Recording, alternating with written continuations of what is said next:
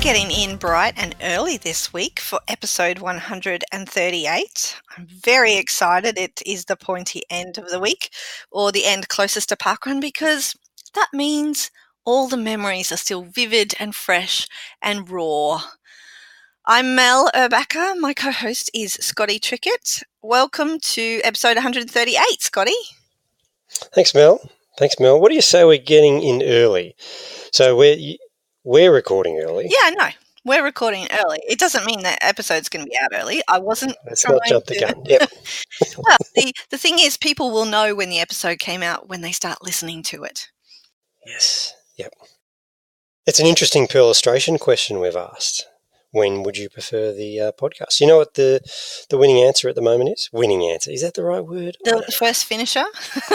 The first finisher, the most popular response so far. Here's a little preview to our illustration. Remind me again what the options were. It was like Monday, Wednesday and Friday, right? Monday, Wednesday, Friday, which is interesting because we've never released on Monday, but it was kind of like, do you need it as early in the week as possible? Wednesday's that nice soft spot where like we're far away from it. You're just bridging the gap between two parkrun days. Yep. Mm-hmm. Yep. Well, Fridays, which is what we're doing a bit more because we figure we're getting you excited. You're all excited. You're going to parkrun, or you're listening on your way to parkrun, or we're just being really busy and the episodes are slipping during the week. But the most popular response is Wednesday, Mel. Oh, okay. So to facilitate a Wednesday release, we used to have to record on a Monday. Yep. That hasn't really been a viable option for a while now. I hope we haven't asked for something and given people the hope that they could receive something we can't deliver, Scotty. Well, it's not going to happen. It's never going to be a Monday release. Wednesday? Hey, Wednesday, you never know. Let's aim for Wednesday this week. And if you're listening now, you know the answer to this already. But I'm on location, Mel. I've got a view overlooking Pitt Street and some other street in Sydney.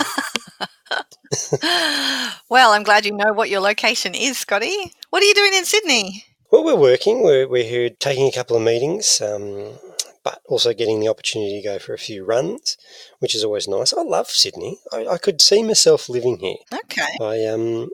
It's a big city. I don't mind a big city. And there's always sort of stuff happening, and it's a really pretty place. It's a pretty place to run, that's for sure. So have you got any freedom runs in yet then? Not yet, but planning it tomorrow. But we're a bit hampered by transport. And what we really need in Sydney? We need an opera house parkrun.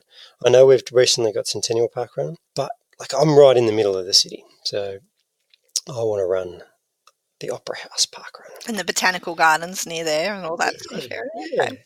And it makes sense. Like it makes sense. There's a path all the way around there. Yeah, there's also a lot of tourists all the way around there. They can join in. Okay. That's a good thing. So all the tourists, when you're in town, you just have to go to the Opera House Parkrun. Oh, I'm sure it would be huge.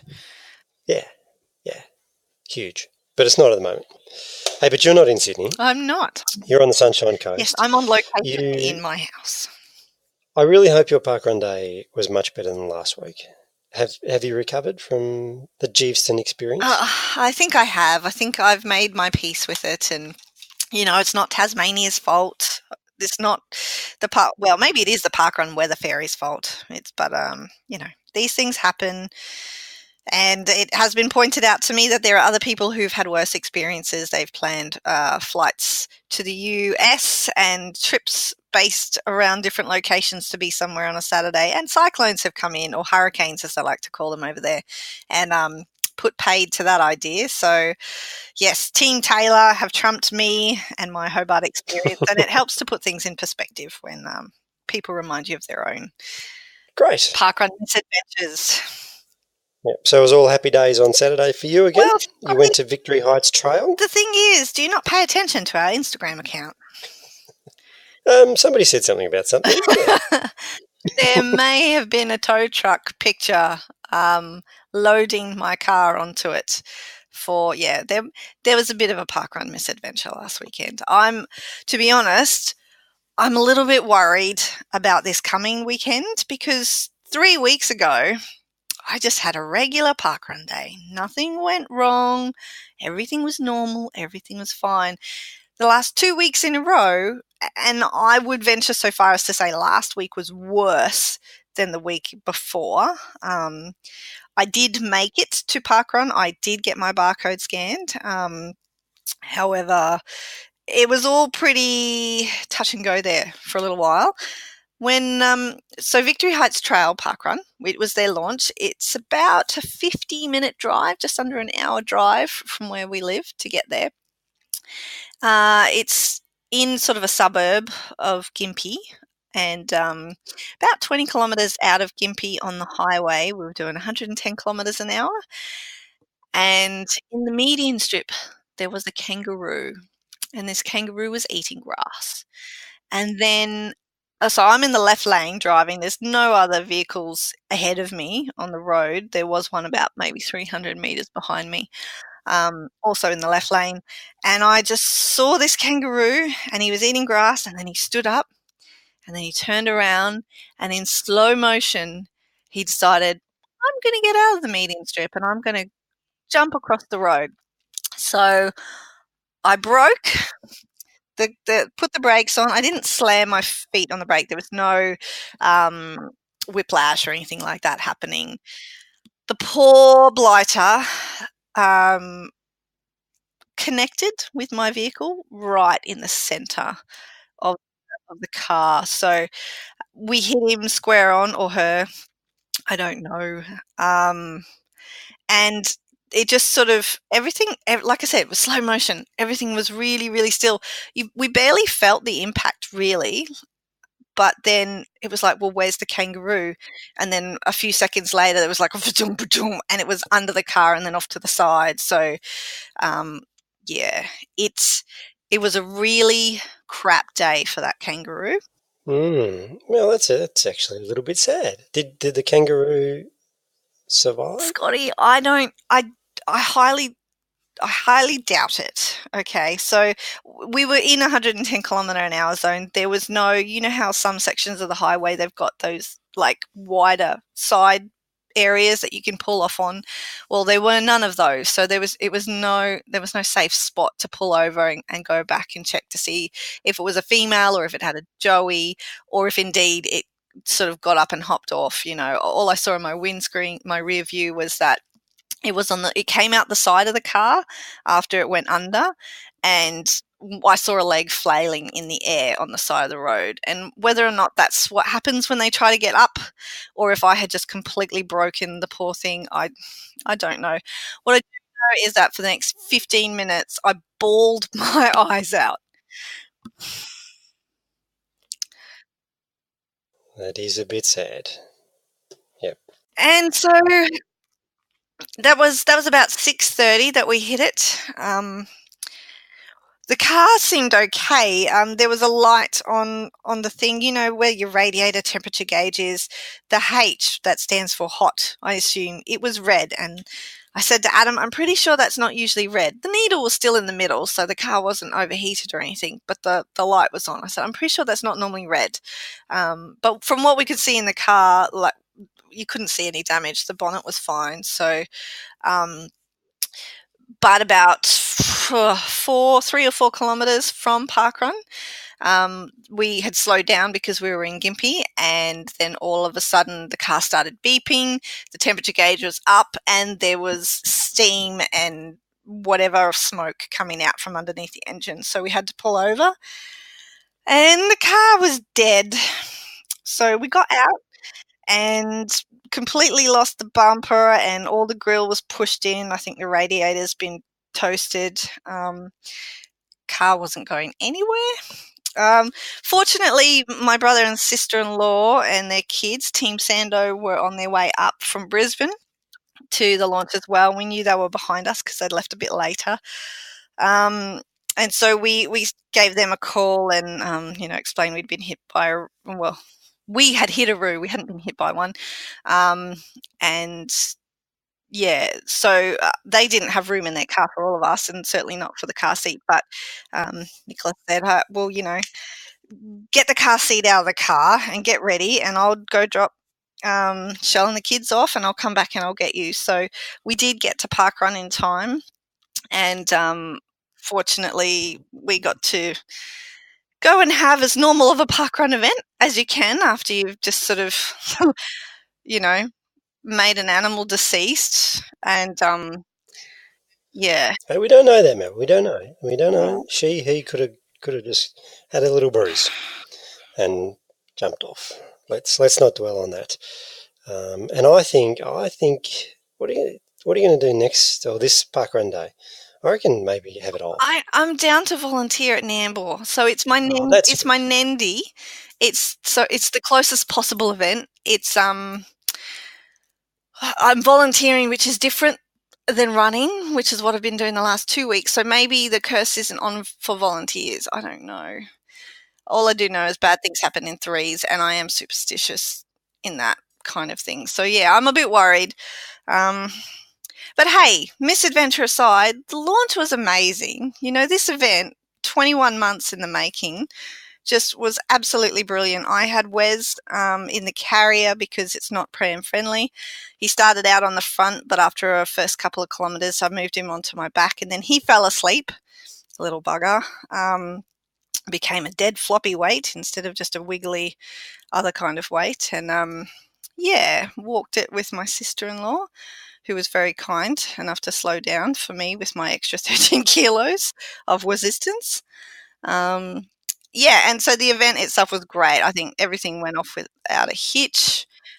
Jody should be very proud of himself, and the volunteers were amazing. Like, even, do you ever find you go someplace and you're an experienced park runner? We all know who you are. Like, the listeners of the pod know who you are, but you don't sort of go and showboat it when you go places. And the tail walker had no idea that I work for parkrun or that I've been in the parkrun world for 6 years. And she was like, "Oh, don't worry, there's no pressure, nobody gets left behind." She was amazing. She was just exactly the right amount of supportive and not, had a sense of humor about things. Like, when we stopped to change him around from front to back, she's like, "Oh, look, you take as long as you like. I'd be quite happy to pull up and have a picnic if I'd bought food, I should have bought food." And, she just had a good sense of humor and was just happy to be out there. And yeah, that's, you need volunteers like that. That was an amazing experience. And, the rest of it as well, when people found out afterwards that our car was a bit toast, there were other parkrun adventurers from Brisbane area and some from the Sunshine Coast who offered us lifts, which was amazing because our car had to be towed from Gympie, and obviously the tow truck driver couldn't fit two of us and a toddler in a car seat. So it was nice. On the one hand, we'd had a bit of a experience in the morning, but it was just so much good in the world afterwards with everybody. We had people offering to take us shopping if we were going to have trouble with not having our car. Can they take us shopping and things like that, which is just the sweetest. The parkrun community is awesome, and it's just nice to know as well that the general wider community, there are strangers out there that are willing to help. So that's the positive. That's the positive. That's nice. That's a nice reminder. You got a nice reminder from the tail walker volunteer and a nice reminder just from the general parkrun community that they are awesome. Yeah. So there's always positives, Mel. We always try and look for yes, positives. and fingers crossed, it was just a quiet, uneventful weekend this weekend. I don't know if I can top that, so I'm not even going to try. I had a quick visit to Albert Park for those that are still interested, and it was a lovely morning. Melbourne's turning it on weather-wise at the moment. And one thing I did do, I was down to volunteer at home at Westerfolds with Ivana and Kasha, and I had a late-minute change of plans, and I headed to Albert Park. And I was separated from my girls, and I was separated from volunteering at Westerfolds, which I was kind of looking forward to. And I felt like I let the team down because I had to pull off the roster at the last minute. And as a current event director, I know that that's a crap thing to do, just because then you got to scramble to find a replacement, which they did easily. But the positive side of all that, Mel, is that I had an awesome morning at Albert Park because, again, I was reminded of the community because you know what they did? Joanne Watkins, who is a regular listener to the podcast, has her own podcast, Call Me Watkins, if you love reading books and stuff like that. Nice tie into our guest coming up. Put that into your old search engine, Call Me Watkins. She pointed me out. So she said, here's Scott. He's doing this thing. He also hosts the podcast. And she refers to all her tourists as adventurers. So they're really on brand at Elk Park. Are we brand? Is that what we are? we are I brand. think we're common. We are brand. But you know what it does? So when I get pointed out, like secretly I kind of like it because then people come up. Well, not so No. secretly. I don't like that they point me out. No. Let me rephrase that. I secretly like it that as a result of being pointed out, people come up and introduce themselves and just say, "Hi, we just wanted to say hi. We listen to the podcast. We love it." And it's not people that I know. So that happened twice. That is nice. It is nice because, I was walking the course and I was doing some other stuff, so I wasn't really that approachable. Like I wasn't seeking, standing around lonely looking for conversation, but that's always or nice. wearing a "I'm a parkrun adventurer, ask me how" t-shirt. Yes. So again, another nice morning, and it's pushing me up on what I did think about at the end of it driving home is that this is good for my P index because sorry, what? My P index. Don't tell me you don't know about the P index, Mel. It sounds rude or dirty. Have we had a conversation about a P index? We haven't, but it's part of the running challenges. What's the P? Oh, okay. Okay. Enlighten me. My P index currently is 7, which means that I have done. What does it mean? Now, the P index is a complete mystery to me, as we've just tried to discover what it is. But I think it's linked to how many times you go back to a park run. So I'm not even going to try and explain it because honestly, I don't really understand it. But I think this helps. Okay, so my P index. Is that clear? That's perfectly clear. No, we don't need to discuss this anymore. That's terrible, Scotty. My P index is 3.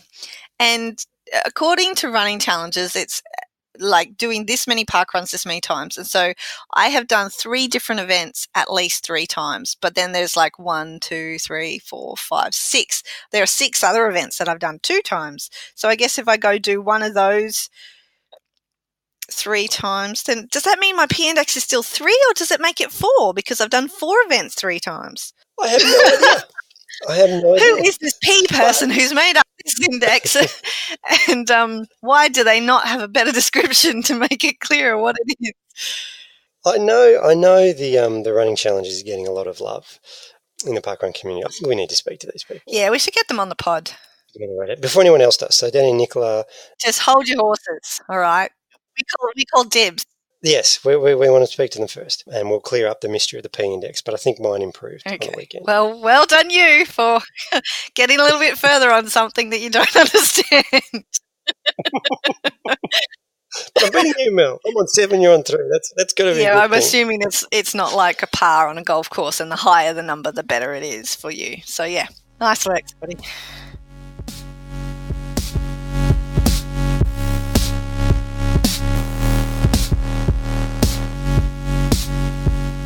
Last weekend was the 7th anniversary of Parkrun in South Africa. And to celebrate, we thought we might have a bit of a chat to somebody whose home parkrun is at Hazyview in SA. He's a bit of a big deal, really, actually. He's an Aussie author who has written 16 novels and co-written several autobiographies and memoirs, and his new book Scent of Fear will be available as an ebook worldwide and in print in Australia, New Zealand and South Africa from the 28th of November this year. Tony Park, welcome to the Parkrun Adventurers podcast. Hi Mel, hi Scotty, thanks for having me on. Now, we don't know too many big-time authors who are also parkrunners. You're the first to be a guest on the Parkrun Adventurers, so we're very excited to have you. You certainly bring something different to the kind of conversations that we usually had. We had to read books and things like that to prepare ourselves to have a chat with you, which was nice for a change. Let's start with how your parkrun journey started. Where did you first hear about parkrun and how did you get involved? Yeah, it's funny because my wife Nicola and I, we are Australians, but we live this kind of weird life where we spend half of every year in Australia, and we're based in Sydney, and half of every year in Africa, and in South Africa in particular. We have a house in South Africa, and that's where I write my books, and all my novels are set in southern Africa. And we were talking to some friends in South Africa, and they mentioned this thing called parkrun to us, which we hadn't actually heard of. And then we just, did what a lot of people do. We got online and had a look and found out that there was actually one near us in South Africa. Little did we know there'd been one just around the corner from where we live in Sydney in Willoughby, happening for quite some time. And we went to the Hazyview parkrun in South Africa. It was one of their first runs, actually. And just thought this is a really good way for us to get some exercise when we're away, when we're in South Africa, where, it can be difficult to find space and time to exercise. And the thing I learned very quickly, and I know you guys are across this, is the parkrun is particularly popular in South Africa. Like it's massive over there. And we found that it was a great way to sort of connect with people in our community, because we live in the bush over there. We're a little bit away, about 40 k's away from Hazyview, our local town. So as well as being a good outlet for fitness, it was a really good social activity for us as well. So are you coming from a running background, Tony, or did you just want to get involved with the local community as such? Yeah, I never sort of been a part of a running club or anything, but it's funny. I was always very bad at sport at school. There was nothing when I was growing up that I was particularly good at. I'm 6'6", 2 meters tall, but I'm no good at basketball. I was too slow, and I had a habit of falling over too much to be any good at rugby league or anything else that we were playing, or soccer. But I found that as I got older, I needed to do something to stay fit and to get fit. And I was in the Army Reserve for about 34 years, and fitness is a bit of a part of military life. And I was never particularly fit, but I did the Army parachute course when I was about 25. And I had to stop coasting, and I had to be able to run 5Ks in under 25 minutes to pass that parachute course. And to be honest, in my time in the Army for sort of 4 or 5 years before that, I used to struggle to pass the basic fitness course, but having a goal helped. And I found that after I started running to train and pass the parachute course, that I actually enjoyed running. It was something I could do by myself, because I wasn't really into team sports. And then, as I got older, I think like a lot of us, particularly as I sort of hit sort of 40 and a little bit later, I found that, I could no longer eat what I wanted to and drink what I wanted to and think that I could still fit into the same clothes. So I just really like running. And I find as a rider, it also gives you time to think, just be out there by yourself and just empty your head a little bit. So running's a good pastime for me. It keeps me fit, and I think it keeps me motivated. I think it helps with the riding a bit as well. 25 minutes is not a slow pace for a 5K. So as part of the parachute course, is that not all just jumping out of planes and learning how to pull ripcords and things like that? Yeah, I mean, the Army has an incredible knack of turning the funnest things into something quite arduous and something quite uncomfortable. And parachuting, which should be this kind of crazy, mad, fun, adrenaline sport, is actually this really regimented, justifiably serious activity in the Army. One thing the Australian Army is very big on is safety and professionalism, and they require a basic level of physical fitness to get onto that course, which is at least as good as what they expect in the rest of the Army, but a little bit tougher. So we had to do 5Ks in under 25 minutes, had to do 7 chin-ups, which doesn't sound like a lot, but when you're 2 meters tall with skinny T-Rex arms... I can't do one. It sounds like a lot to me. Yeah, and 50 push-ups and stuff. So they just want to make sure that you're nice and fit to undertake what in the Army is actually quite an arduous course. And, my running had never been up to scratch, but I found it was a good excuse for me to kind of to get into the swing and get going. And I've kind of carried on that interest in running ever since. Tony, you mentioned that you split your time between South Africa and Australia. And I've had a look where Hazyview is, and you said you're in the bush. What is like running in South Africa in the bush like compared to running on the streets back at North Sydney? Yeah, well, it's a good question, Scotty, because one of the things we can't do where we live in South Africa is run. So just to put you in the picture, and this is why parkrun was such a great fit for my wife and I, where Nicola and I live. We actually live in a house inside a little game reserve in the bush, and that game reserve joins on to the much larger Kruger National Park in the northeastern part of South Africa. So it's animal country. We have giraffe and zebra and wildebeest wandering around our house every day. We also have, which is interesting, we've got leopards that live around us, and occasionally we get the odd lion crosses the river in from the national park next to us. So for a variety of safety reasons, we're not allowed to run around where we live. We can walk during the day, but not at night, and so your opportunities for exercise are quite limited. So the area is called the Lowveld. I mean, any South Africans listening or living in Australia will be very familiar with it, but it's bushy country, so you can't see necessarily what's around the next corner, and it could be a dangerous animal. It could be buffalo, it could be elephant, or it could be lion or leopard. And a lot of the people that live in that area work in the kind of the safari tourism related industry, and they're in kind of the same boat as us, where because we can't run around where we live, if we can go to town, like to Hazyview.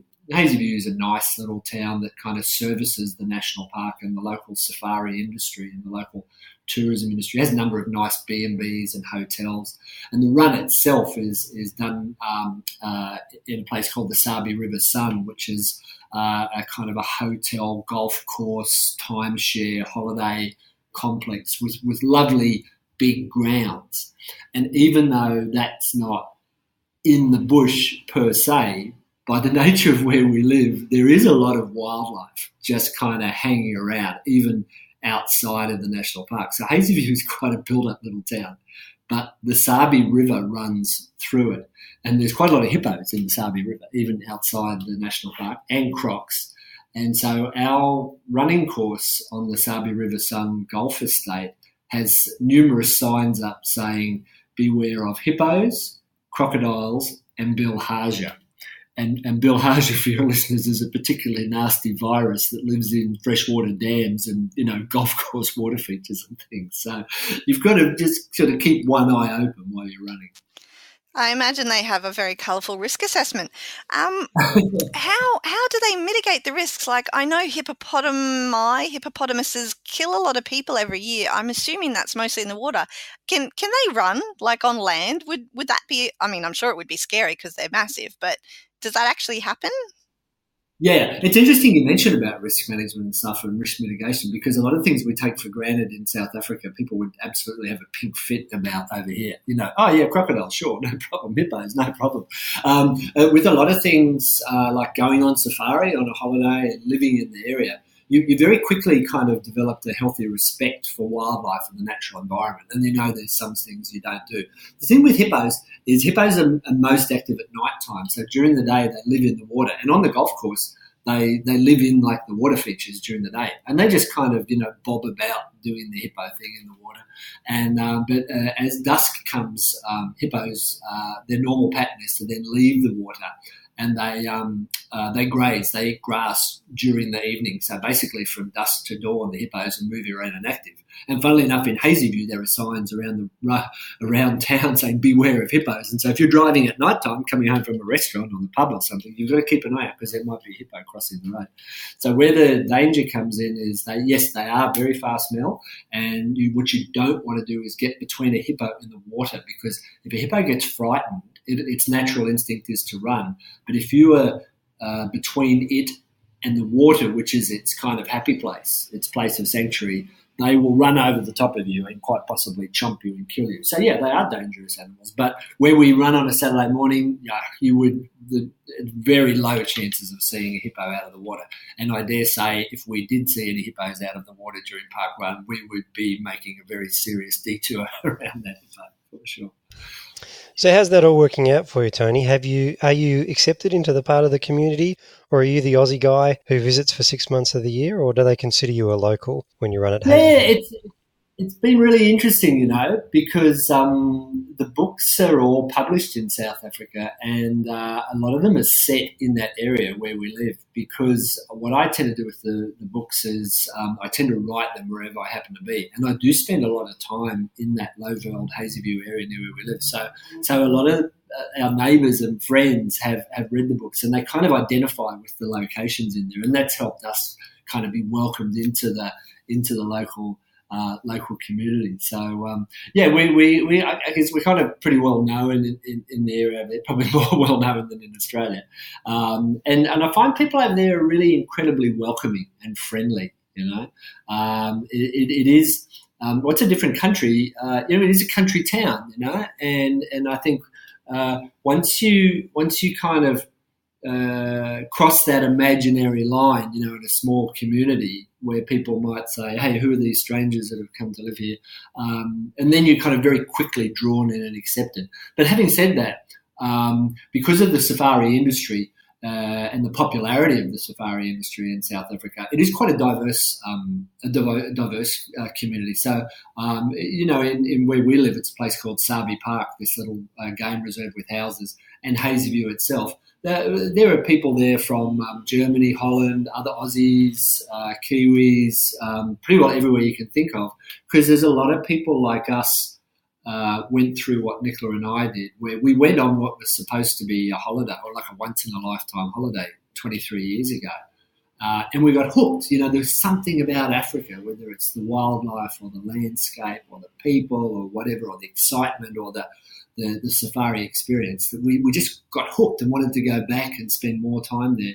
And so you get it's kind of a common phenomenon. You get people who come on holiday and decide they want to live there out in the bush. So it's a welcoming, diverse community. And parkrun is a really important part of that, because it is a means of bringing people together from outlying area. We have people that live on farms, quite away from Hazyview, who come in for the parkrun as well too, and people from town and people from the safari industry. So it's a really good mix of people. Yeah. Tony, you mentioned that all your novels are set in South Africa, and I've had an opportunity to read a couple of them in recent times, and it definitely paints a picture. Like, obviously, the fact that you've had such an opportunity to live there and really experience the places has given you the chance to put that into words so eloquently, so that we can picture what's going on. Your new book, Scent of Fear, is actually also set in South Africa, but it also has another link to parkrun, because I understand some of your characters, it's not out yet, so I haven't read it, but some of your characters go to parkrun for a training run.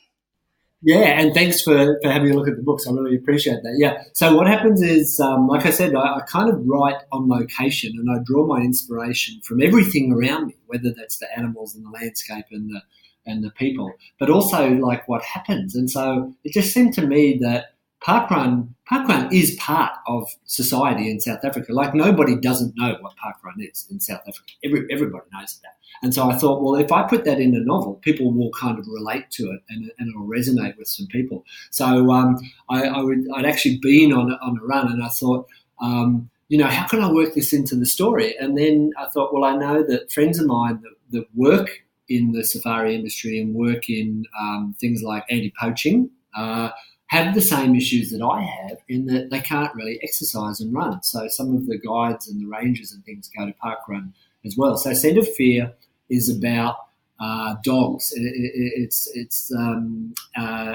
anti-poaching tracker and sniffer dogs are becoming a really, really valuable weapon in the fight against poaching in Africa. And in South Africa, the big problem at the moment is rhino poaching. Rhinos are killed for their horns that are used as status symbols in Southeast Asia. Elephants are killed for their ivory, and poaching extends into many other areas. And it's a war that's being fought in the bush.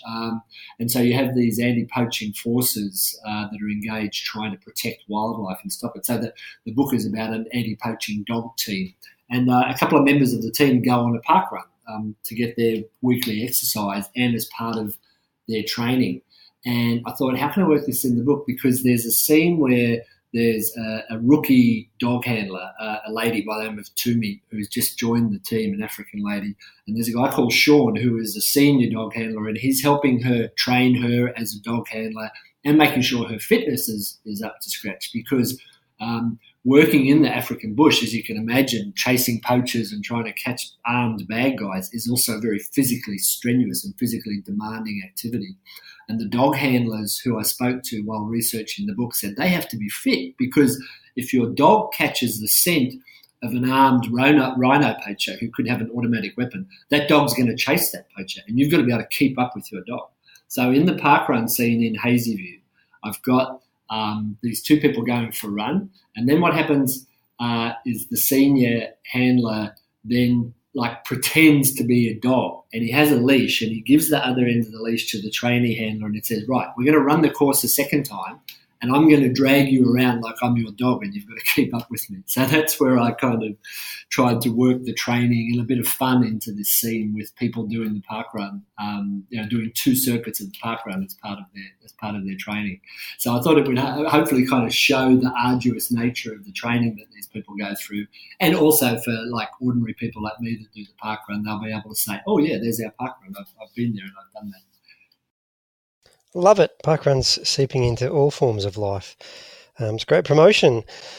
I've got to be honest with you, Tony. I wouldn't call myself a prolific reader, and if I do, it's probably a sports book or it's an autobiography about a sportsman. But Mel got me onto your book, The Cull, and I've been enjoying it. Like it's an exciting sort of an action. I'm picturing myself like it's going to be made into an action movie one day or something like that. Yeah. Cool. So is that your dream, or Yeah, I'd love that. I mean, I think I think writing's a funny thing. I write, primarily for myself. I have to say, I enjoy the process. It's just like a great outlet for me, and I relate it to running. Like I don't do parkrun because I think I'm going to be first. I am the second fastest 50 to 54-year-old in Hazyview, but never the first, and probably never will be. But I think writing is one of those things where you have to do it because you love it. And if you can give people entertainment and joy along the way, I think that's a great thing. And the books are kind of there, as you would have seen, there's a bit of action, adventure, a bit of romance as well. They're kind of for men and women. But if they could be made into a movie, I think that'd be great. Interestingly, just with Scent of Fear, there's one other thing I thought of, because as well as getting inspiration from the local area where I am in South Africa, one of the things that did kind of give me an idea for that scene on the parkrun, where the guy and the girl do the run tethered, with this leash, where he's like joking, pretending to be the dog, and she's trying to keep up with him, is on a serious note. Something I saw that was really inspiring on our local run at Willoughby in Sydney. We have volunteers there from the Achilles Foundation, and if you know about them, they help people with disabilities go on runs. And there's a blind guy that does the run at Willoughby sometimes, and he has an Achilles volunteer who runs with him. And they're linked together by this sort of rubber ring that they both hold on to. And it's great to see them there. It's like really inspirational. And that sort of gave me a bit of an idea for two people partnering, like running the run together as part of their training. So that was kind of another link to parkrun, but actually a link to the Australian side of things. It's very cool. The Achilles guys do an amazing job. Do you have anything like that in South Africa? Not that I've seen, but I think it would go down really well. I think one of the things we perhaps take for granted in Australia is, we can always do more, but I think we are a very inclusive society in Australia. And I think, we sort of rightly go out of our way through government and various bodies and charitable organisations to make sure that, everybody gets a fair go and everybody's included. In a lot of African countries, you find that there aren't sometimes the same resources for people with disabilities. Things like mental health don't get the same level of funding and importance as they do in Australia. And I would like to see something like that available in South Africa. So what I want to do when I go back, and it's a really good reminder, thank you for asking the question, is to mention to our parkrun people over there if there's some way that we could start doing something like that. Because I'm sure there's some people in our community in South Africa who would probably like to get out there and have a go and feel like they can't for whatever reason. But it's I think that's one of the strengths of parkrun, just how inclusive it is. People with disabilities, and then you've got, people with their kids and their dogs and people of all ages. I think it's a great thing that brings people together, which is so important. That's important wherever you live, whatever community you live. Absolutely. Now, at the risk of making it a bit of a spoiler alert, can you tell us whether or not your characters remember their barcodes? Yeah, they do. Excellent. They do. I've got to always have to try to remember mine. I've probably done good work for printing, small printing shops and laminating shops around the world because I'm always forgetting mine and having to at the last minute find the email on my phone. I did one in London. My wife was overseas working in the UK a few weeks ago, and I went over to do a book talk over there because the books are sold in the UK as well. And I found myself in London, and I wanted to do the Finsbury Park run. And I was actually out having a beer the night before, and I thought, oh my goodness, I don't have my barcode. And I thought, what am I going to do? And I thought, so I got my phone and I went into this funny little kind of internet cafe printing shop and emailed them my barcode off my phone and said, can you please print this out for me and laminate it for me? Brilliant. And they laminated it as well. For me as well on the spot. So how's that? Oh, that's excellent service. How did you find the parkrun in the UK versus, your normal experiences at Hazyview or even, your experiences here in Australia?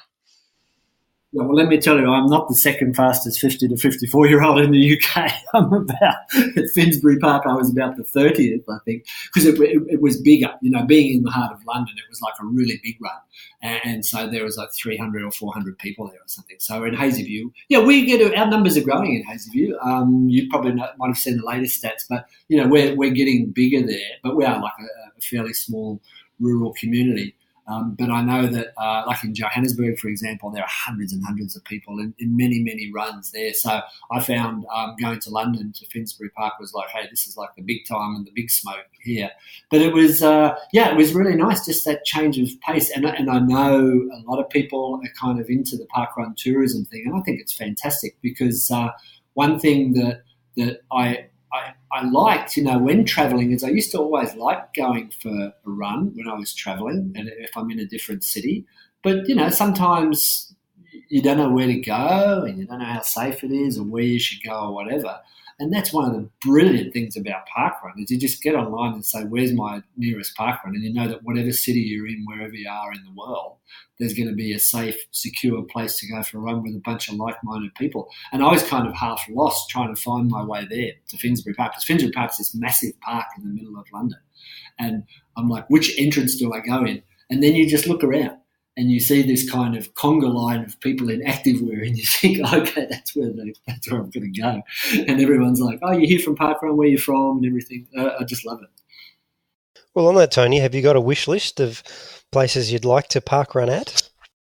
Yeah, definitely. Yeah, I haven't really done much of the United States, but my books are published there, and I'm really keen to get to New York. Sometimes they have a big Thriller Riders Festival every year around July, so I'm keen to get there professionally, and I think it'll be really cool. Place to do a park run in there. I'm probably going to be doing a run in Leeds in the UK this weekend because I'll be back in the UK this weekend.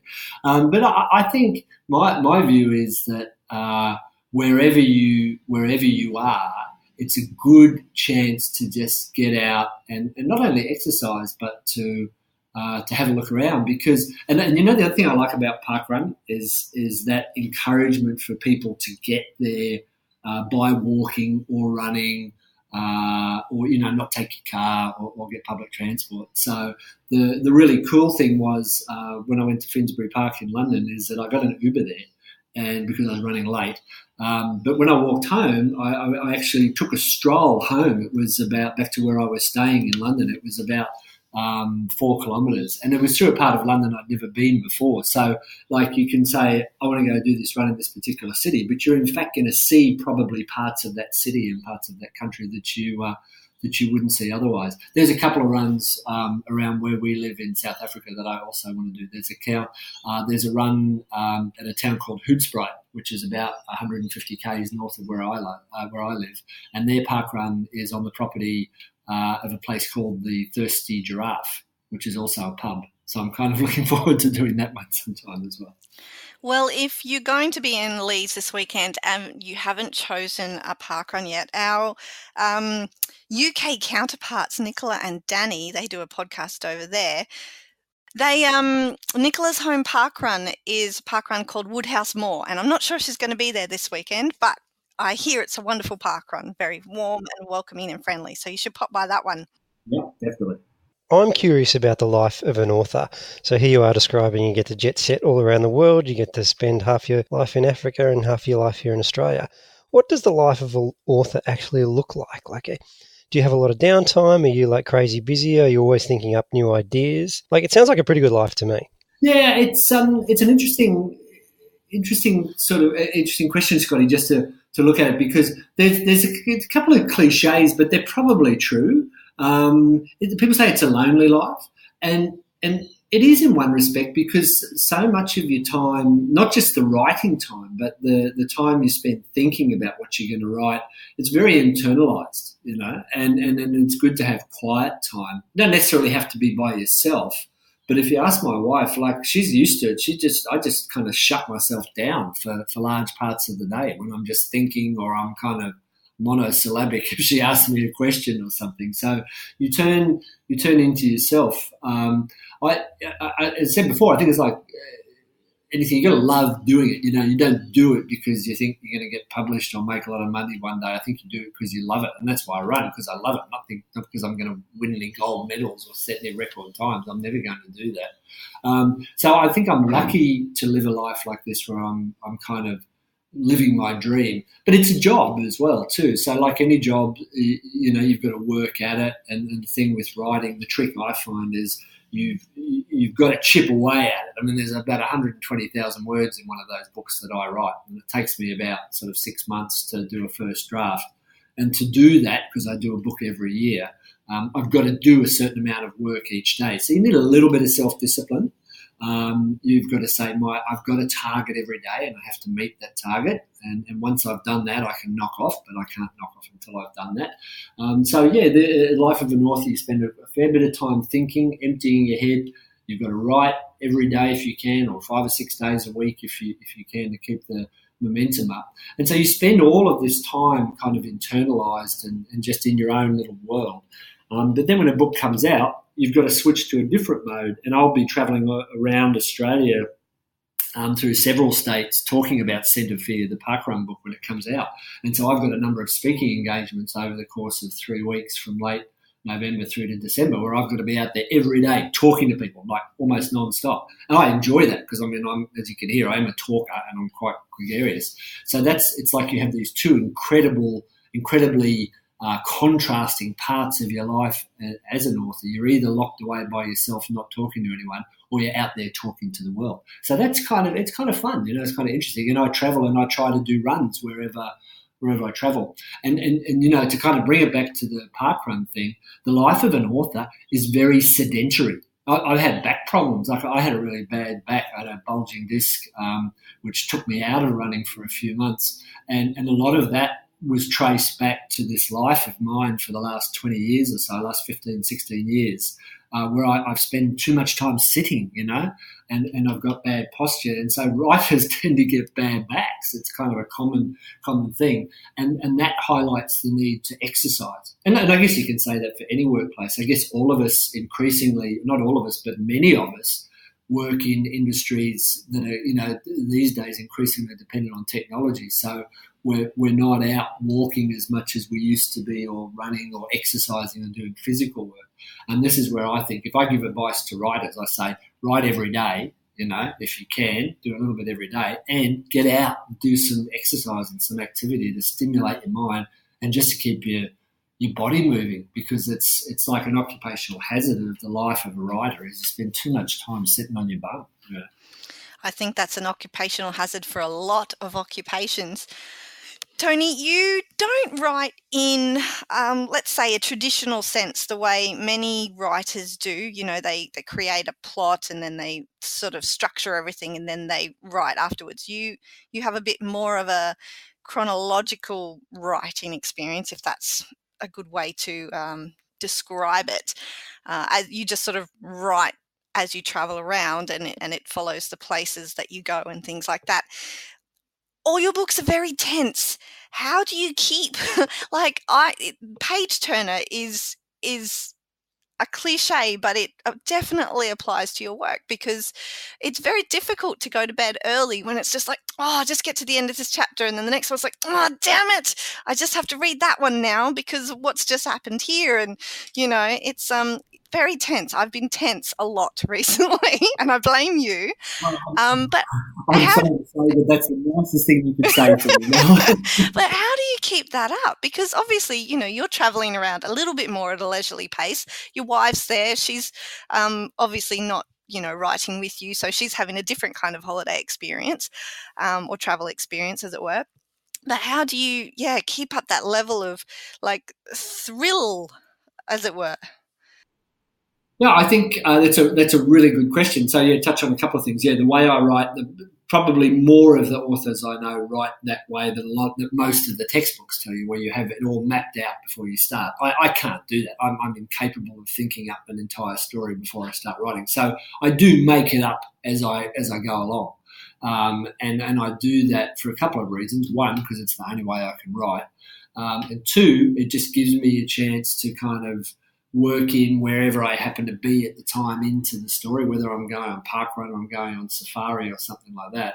But one of the things I find is because I enjoy the process of writing, I love it, but I have to keep myself interested and I have to keep myself motivated to do this. This is my job and it's something I want to do for as long as I live, and I have to keep myself engaged and surprised, I think. So I work on the basis that if I don't know what's going to happen next in this story, then hopefully the person reading it won't know what's going to happen next in the story as well too. And I find that when I get to the end of a first draft, my wife Nicola, who's working while we're travelling, she does IT work, so she's often working from the bush as well, is that she's the first person that reads my finished book. And she's one of these people who picks up a book and reads the first few pages and then goes to the end of the book and reads the end. Oh, I can't do that. I can't do it. How can you do that? When I first started doing it, I'm like, you can't do that, but I know there's people out there that do that. I said, why do you do that? And she says, well, I get to the start and I know how this book's going to end. And I said, well, why do you read the end? And she says, just to prove I was right. And I said, like, really right? And she says, I'm always right. I do that in movies. I don't do it in books so much. But maybe that's because movies are more a social experience that you do with somebody sitting beside you, and it just sort of nudge the person beside you, go, I know what's going to happen. Exactly. She does it in movies and she does it in books. So when I first gave her my early books to read, I just gave them to her like one page at a time, and she hated that. But she can still look at my books and she say, when she does the first read through, she says, I know what's going to happen next. This is going to happen. And I said, how can you know that? Because I didn't know it. And she says, yeah, but I know you, and sometimes you drop little hints. But I can go and erase those. So when I do my second and third draft, I've already had someone who is good at picking endings read this book. So then my challenge becomes to fool her as well. So as I'm writing, I'm trying to keep myself interested. I'm trying to keep myself surprised. And I'm trying to fool my wife as I go along. So that's where you get the kind of hopefully the unpredictability, where people say, I didn't know that was going to happen, to which I say, well, neither did I. So, well, I have a lot more book related and writing related questions, but I'm not going to ask them now. I think I might head along to one of your Brizzy library talks so I can ask more questions there. But I do want to ask today, Tony, because every time we speak to somebody who's from overseas, and I know Australia has a reputation, we've got all these deadly animals and things like that. I'm not scared of any of our animals or our wildlife, our spiders, none of it. I'm cool with all that. I can't deal with big animals. So, bears, polar bears, black bears, Canada, all those sorts of places freak the hell out of me. And reading your books and just all this, like, I'm just imagining wildlife is just running around all the time. Have you got, and I mean, obviously, you even mentioned earlier, for a variety of reasons you're not allowed to run. I'm guessing that variety consists of lions and elephants and rhinoceri and buffalo, all the big things. Have you had any close calls or like experiences that have just really stuck with you, or, made you need to change your pants? Well, yeah, I think living for sort of 20 years in the African bush, yes, you do have the odd close encounter. I think sometimes it's because I've been in the wrong place at the wrong time. There's a couple, yeah. My wife and I were driving through a national park in Zimbabwe a few years ago, and I saw these tracks on the ground, and I fancied myself a bit of an amateur tracker, so I leaned out of the Land Rover and I thought they're rhino tracks, and I thought they're actually black rhino tracks. And of the two rhinos, the black and the white, the black is the rarer and also the more dangerous. These things have a reputation for being very skittish, very aggressive, and quick to anger, whereas the white rhinos are like big fat cows. Unfortunately, that's why a lot of them are killed by poachers, because they're kind of just so placid. But black rhinos are a different kettle of fish, and you don't see them that often. So I drive down the road a bit and I look up, and there's this black rhino, and she's staring at me. She's about 20 metres away. We're in our old Land Rover, old Series 3 Land Rover. So she puts her head down and she charges the vehicle. She comes straight at me towards the driver's side door. And I took off as fast as I could go, which was not very fast. And we're driving down the road, and I thought, okay, it's going to give up. But this rhino followed us. It took a turn, a corner, and got onto our tail and started running after us. Now, our little old Land Rover, I was actually going uphill. I was coaxing it up to about 40 kilometres an hour. This rhino chased us for 5 kilometres at 40 kilometres an hour, which is actually a gallop, in terms of Oh, my God. You were making all my worst fears. Like, I don't know, I'm freaking out because there's like this really two-edged experience. You think it's a black rhino. So I'm saying to Nicola, look, it's a black rhino, take a picture. And she's going, drive, it's trying to kill me. So I'm screaming, I'm looking at the back window. This thing's just about got its horn up the back of the truck. And we got around a bend, and I finally managed to shake it off, and I got away. We went up to the nearest national parks camp, and with the guy on the gate, this African ranger guy, Oscar, I said, Oscar, I've just seen this black rhino. It was trying to kill us. It chased us for like 5 kilometres. And he goes, oh, that was Chihuahua. And I'm saying, like, I didn't know it had a name. Yeah. And he says to me, she was hungry. And I mean, what do you mean? Like, she doesn't eat Land Rovers and people. And he explained the story that she had been an orphan. It was a little bit sad. Her mum had been killed by poachers, and she'd been hand-raised by National Parks rangers. And she would forever associate green Land Rovers with the National Parks food truck. So the poor darling. And you didn't give her any food. Any food and she just wanted an apple or something, but it was quite a terrifying experience. Yeah, look, I mean, I've had lions around the tent in the middle of the night. That can be quite confronting and quite scary. I had 4 hyenas actually killed a little antelope in my fire pit barbecue area a few weeks ago. I woke up on a Sunday morning to hear this terrible noise, and you look out and you don't expect this to be happening on your front doorstep. So you've got to be careful, but I would recommend a safari holiday to anyone, because probably contrary to the impression you might be getting from me and my books, they do take safety seriously, and safety of guests is absolutely paramount. And so as long as you do the right thing, follow the rules, it's like anything in life. If you listen to the people that know what they're talking about, stay in your vehicle when you're supposed to stay in your vehicle, don't run at night, don't run. But then they always say, whatever you do, don't run, then you're going to be safe. And that, again, is why we need something like parkrun, so we can at least get some exercise, because I dare say that if I decided to go for a run around our place sort of in the middle of the night, I probably wouldn't last very long.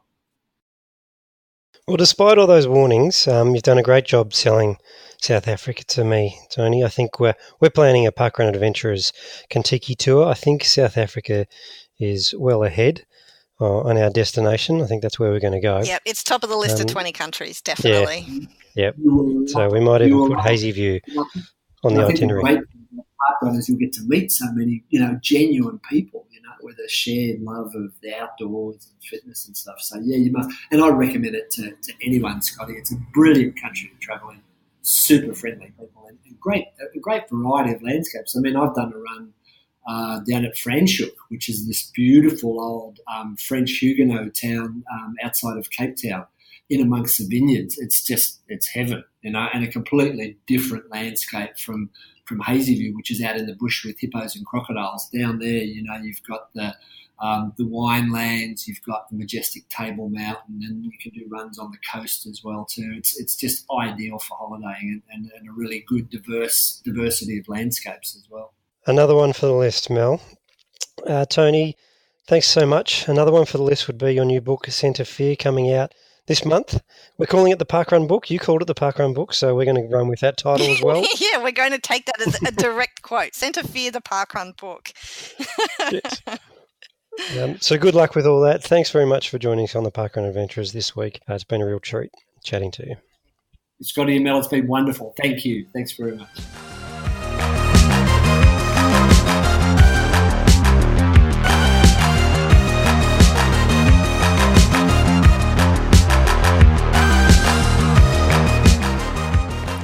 Good morning, Parkrun Adventurers. It's Melissa here, reporting in for the Channel 5 News crew, and I'm coming to you from Christie's Beach in South Australia.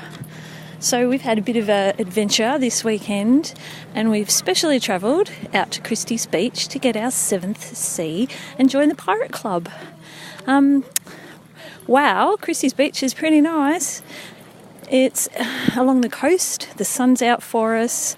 Very friendly locals having a chat to us.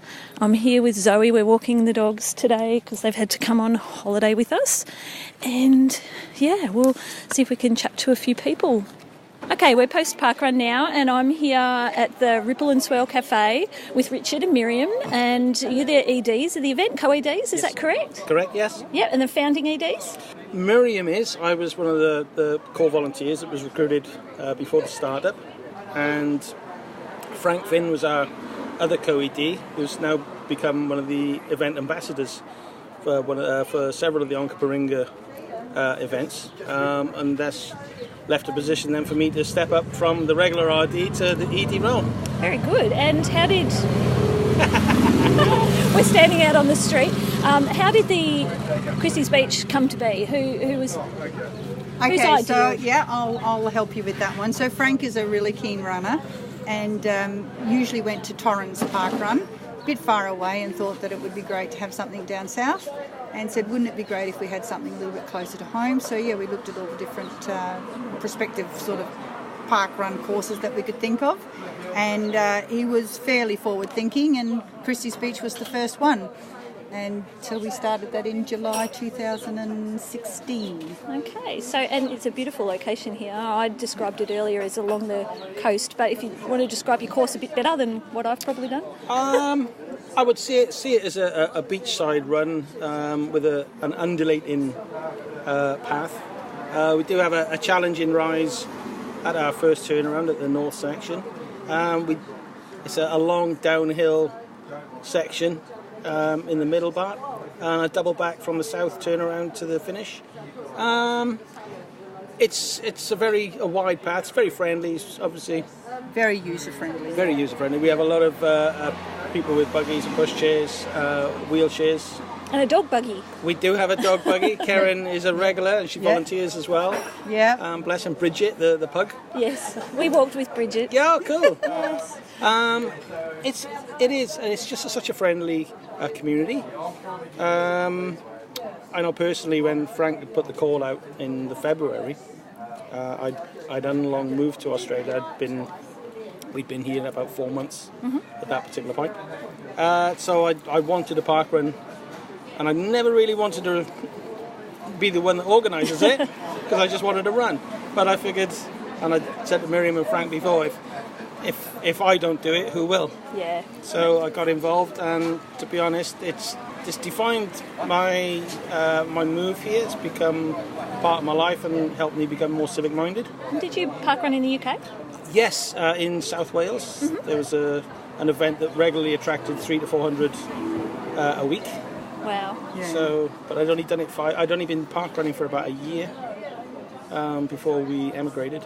So mostly now I'd say you're based here because of your involvement with the event team. Do you Absolutely, get yeah. around venturing much? No, I think family-wise and everything, Rich is really more, you're sort of not stuck with us. I like it. You're stuck with me. Look, we are so fortunate to have had Rich from the get-go. Yeah. Because without Rich, I don't think we could have really done it without him. Yeah. Because he was so much part of our parkrun, and someone that we could just rely upon, that he'd take the kit, he'd look after everything, because lots of things happened in Frank's life that changed a few things, and we had to travel and then we had to work away. And if we didn't have Rich, as a backup, you know, it would have been a lot more difficult. Well, that's so the thing, it's isn't been it? the It's the steady. community. It is. It's. He's been the rock on which everything has Aw. been. There you go. Yeah. No, seriously, Yeah. it's been absolutely wonderful to have him. And he just notched up, you know, over his 100th volunteering stint. So yeah, he's Congratulations. been a Thank bit you of very a much. Thank you. yes. And you're very welcoming to the tourists, so thank you. Yeah. Well, I think that's part of what we try to engender at Christie's Beach, because we've all come from somewhere else. Yeah. It doesn't matter where our paths meet, take us from. We always end up meeting somewhere, and as long as we meet at a happy place. I like that. I like to collect friends every parkrun I go to. Yeah. Yeah. Well, you never Friends know all when around you, the country. you bump into them at some other point in time. So. And we had one of our founding sponsors here today, Katrine Hildyard, so she's the member for Renell. Oh, and so that's good. she was. She's still supporting. She's supporting in the fact that she comes here every time. She volunteers on a fairly. She's got a very busy schedule, but she does volunteer with her husband Charles. And we're really, really lucky that we've got a very supportive council. Like if we have anything that we need doing, we can ask the council. And since we've launched this one, we've started up another 3.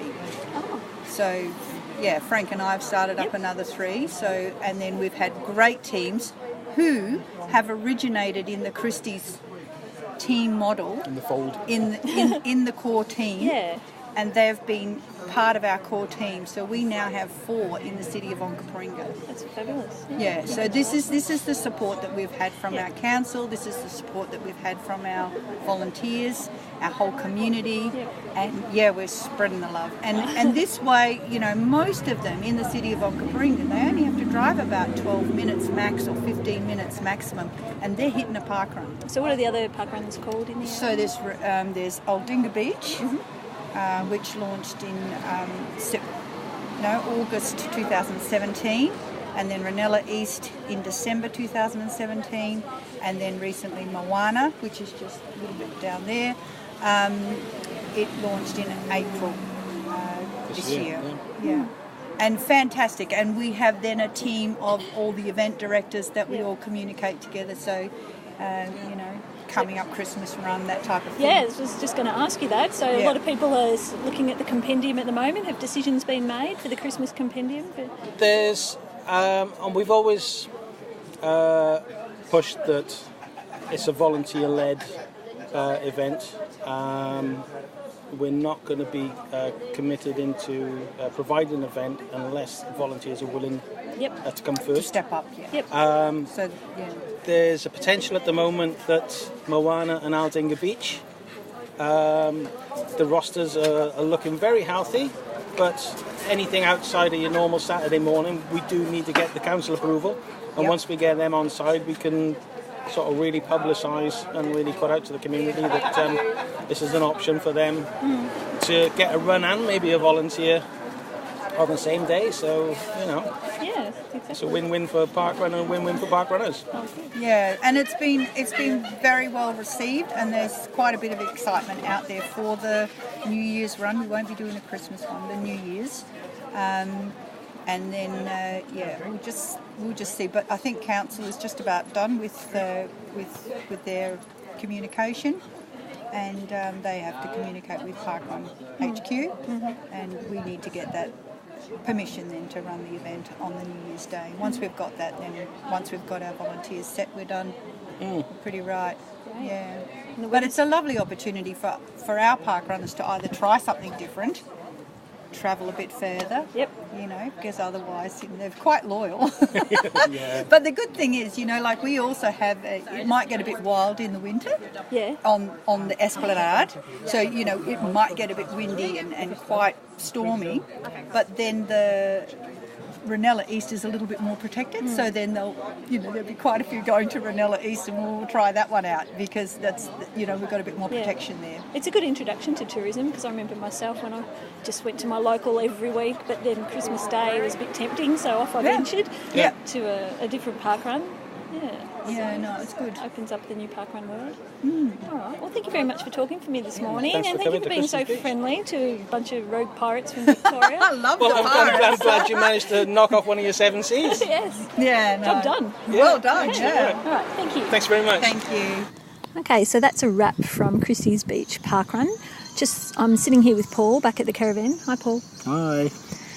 Just thought we'd give a little shout out to the tourist park here at Christie's Beach we're camping in. It is basically at the start point. So for the tourists out there, if you're looking for convenient accommodation, right behind the surf club, beautiful caravan park, nice green grassy sites. Toilets are beautiful and clean, and very friendly park, dog friendly if you need to travel like we do with your pooches. So that's all from us from Christie's Beach, and we'll see you next week. Bye. Bye.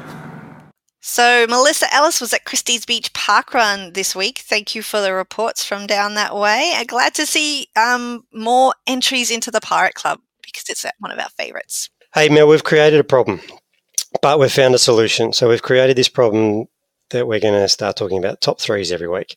And we've quickly realised that we're going to run out. But so this week we're going to have we've got a great idea for a top three.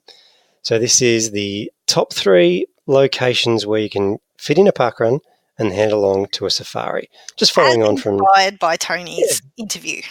Yep. But because I've never been to South Africa, you've never been to South Africa either, we're going to hand over to our South African accents.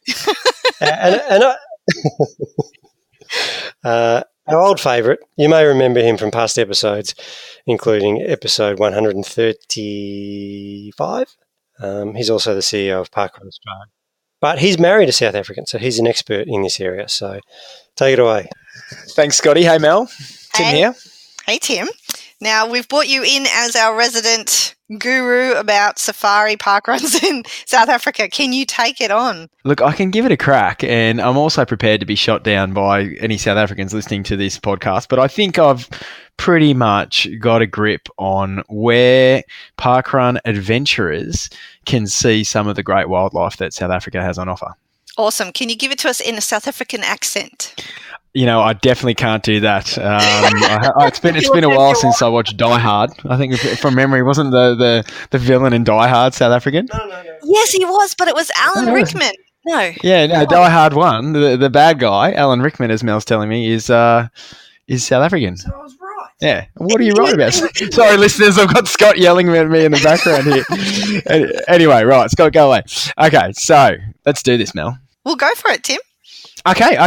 So I'm just going to go for it. So I think my number one location for seeing the wildlife is actually going to be Nkomazi Parkrun. Now we might want to spell that for the listeners. I think it's Nkozmi, something like that. Nkomazi Parkrun. And the reason I have that as my number one is because that's actually the parkrun I visited when I was on safari in South Africa. I was actually with Paul Sinton Hewitt and Bruce Fordyce and a lot of the parkrun, I guess, senior people from the UK, and we were staying on a place called the Crocodile River, which is a river that borders Kruger National Park. And from memory, the gate to get into Kruger National Park was actually called the Crocodile Gate.